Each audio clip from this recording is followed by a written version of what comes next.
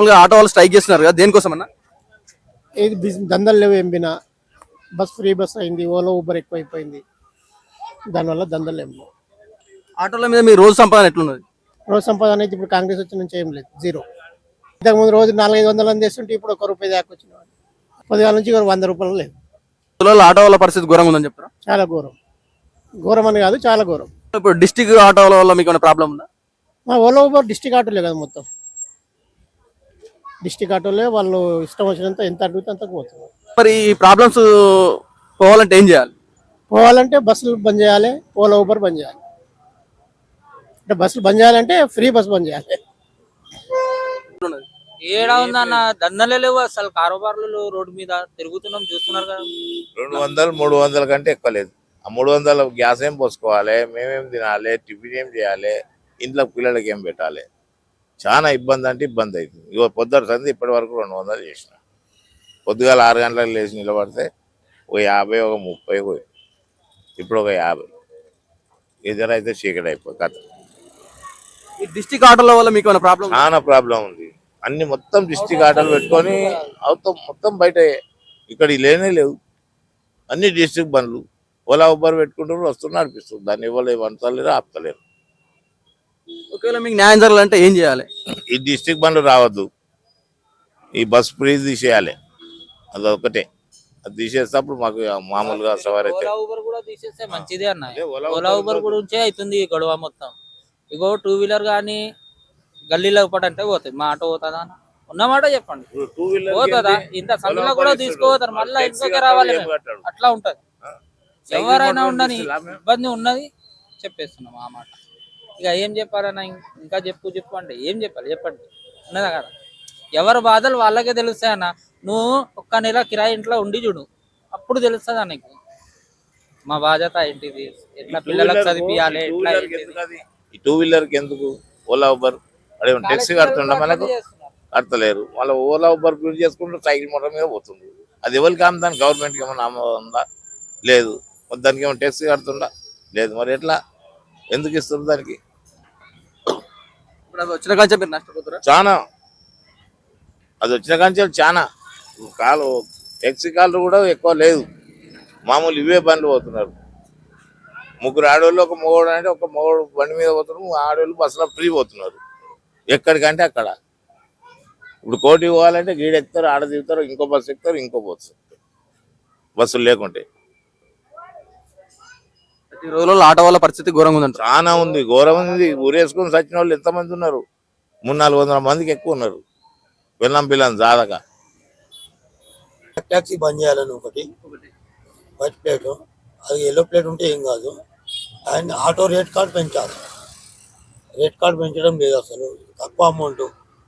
Morning ఒక time ఒకలాగా ఇస్తున్నాడు, మధ్యాహ్నం ఒకలాగా ఇస్తున్నాడు, ఈవినింగ్ ఒకలాగా ఇస్తున్నాడు. అది ప్రాబ్లం. ఈ రోజుల్లో ఆటో మీద సంపాదన ఎట్లుంది ఈ రోజా? ఈ రోజులలో కష్టం ఉంది, చాలా కష్టం. మార్నింగ్ 6 o'clock స్టార్ట్ చేస్తే నైట్ 10 o'clock 1500 అవుతుంది, అంతే, అంతకుమించి ఎక్కువ అవుతుంది. సొల్యూషన్ ఏంటి మరి? ఈ ప్రాబ్లమ్స్ పోవాలంటే సొల్యూషన్ ఏంటి? ప్రాబ్లం డిస్ట్రిక్ట్ ఆటోలు బంద్ చేయాలి, ఒకటి బైక్ ట్యాక్సీ బంద్ చేయాలి, అండ్ రేట్ కార్డ్ పెంచాలి. डिस्ट्रिक्ट ऑटो यहाँ पे नया RCT निकल गया और मीटर भी पूरा, वो 15 साल हुआ अभी तक मीटर का रेट नहीं बढ़ गया, वो मीटर के वास्ते। तो ऑटो में अर्निंग्स कैसे है? ये वो डिस्ट्रिक्ट ऑटो रहने से पूरा अपना कारोबार पूरा डल रहा है साहब, उसके वास्ते वो स्ट्राइक करे पूरा। क्या प्रॉब्लम्स है? वही कारोबार ही नहीं हो रहा, वो ओला उबर का चल रहा, वो डिस्ट्रिक्ट ऑटो वाले वो भी लेके जा रहे, कारोबार ही नहीं जब ये हो रहा, उसका से ये प्रॉब्लम। तो फैमिली प्रॉब्लम्स कैसा है ऑटो? यही फैमिली क्या, कुछ भी चल रहा नहीं, वो जीरो पे चल रहा पूरा, कुछ भी नहीं मसला। నమస్తేనా? నమస్తే సార్. నిన్న ఆటో స్ట్రైక్ అయింది కదా, అవును, దేనికోసం చేస్తున్నారన్న స్ట్రైక్స్? అది ఓలా ర్యాపిడో ఉంది కదా, దానికోసం చేశారు. ప్రాబ్లమ్స్ ఏంటి? ప్రాబ్లమ్స్ అంటే ఇక కొంచెం కస్టమర్స్ అడుగుతలేరు, ఇక అన్నీ ఆన్లైన్, దానివల్ల ఈ రోజుల్లో ఆటో మీద సంపాదన ఎట్లుందన్న, అంటే ఫ్యామిలీ ఇక ఏం లేదు సార్. ఇప్పుడైతే ప్రజెంట్ బిజినెస్ అంతా డౌన్ అవుతుంది, బస్సులు ఫ్రీ ఉన్నాయి కదా, దానివల్ల బిజినెస్ ఏం లేదు. 500 కూడా చేయలేకపోతున్నాం. 1000 రూపాయలు చేసే వాళ్ళం ఇప్పుడు 5,000 కూడా 500 కూడా కష్టంగా ఉంది. ఆ కస్టమర్ అడిగితే కదా. అంటే ఈ ప్రాబ్లం ఎందుకు వచ్చిందంటారు? బస్సులు ఫ్రీ వల్ల ఒకటి, డబ్బులు కూడా ఉండాలి కదా జనాల దగ్గర. ఆన్లైన్ బుకింగ్ తక్కువ వస్తుందని బుకింగ్ చేసుకొని వెళ్తున్నాం. ఈ రోజులలో సంపాదన ఎట్లుంది ఆటో మీద? మాకైతే లేదు, ఉంటే ర్యాపిడోలకు ఉండదు అంతే. అంటే మీరు అంటే ఏం డిమాండ్ చేస్తున్నారు? అంటే ర్యాపిడోలు తీసేయమంటున్నారా? అంటే ఏం చేయాలంటున్నారు? పెంచమంటారు, తీసేయమంటలేదు. కిలోమీటర్కి రేటు పెంచమంటున్నారా? తర్వాత డిస్ట్రిక్ట్ బండ్లు లోపలికి వచ్చేస్తున్నాయి. మొత్తం డిస్ట్రిక్ట్ బండ్లు ఏ డిస్ట్రిక్ట్ ఆ డిస్ట్రిక్ట్ నడిపించుకోవాలి. ఇప్పుడు అట్లా లేదు, అన్ని బండ్లు ఇక్కడికి వచ్చేస్తున్నాయి. ఇదే మాకు జర దంత తక్కువైపోయింది, అట్లా అని చెప్పేసి దాన్ని చేస్తున్నాం. మరి ఈ రోజులలో ఆటోల సంపాదన ఎట్లుంది? లేదు సార్, అప్పట్లో లేదు, కష్టం. ఇంకో ఫ్రీ బస్ పెట్టి మొత్తానికి పోయింది. ఇంతకుముందు మేము చెప్పి 1000-1500 చేసుకుంటుండే, 500 చేసి కష్టమవుతుంది. స్కూల్ పిల్లలు అల్లున్నారు కాబట్టి నడిచిపోతుంది మాకు. దాని సొల్యూషన్ ఏంటి?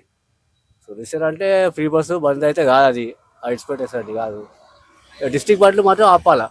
ఇంకో స్కీమ్ ఒకటి చేసిండు, మళ్ళీ 1,00,000 రూపాయలు తక్కువ స్కీమ్ చేసిండు, మళ్ళీ కొత్త ఆటోలు తీస్తుండు. ఇంతకుముందు పర్మిట్ బంద్ ఉండే చేసేదానిలా, పర్మిట్ మళ్ళీ ఓపెన్ చేసి మళ్ళీ మళ్ళీ ఒక 1,00,000 రూపాయల బండ్లు బయటికి వస్తున్నాయి. మళ్ళీ అవర్స్ ఇంకేముంటాయి.